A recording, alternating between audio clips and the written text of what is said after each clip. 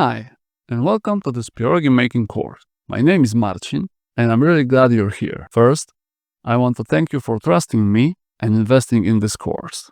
I don't take that for granted. You're here to learn how to make pierogi.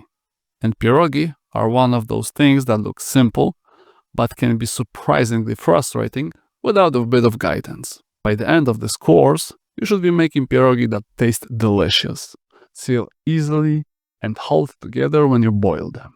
Just as importantly, you should feel confident while making them.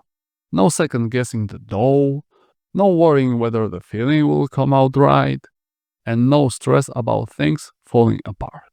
This isn't a collection of recipes like a cookbook or a random recipe post online.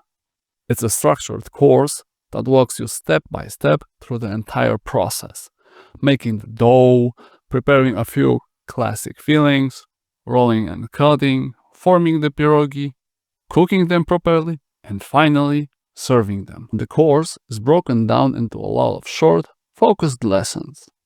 Most of them are just a few minutes long, so we can move through the material in a breeze. If anything is unclear, or if there's something you would like to see added, feel free to reach out.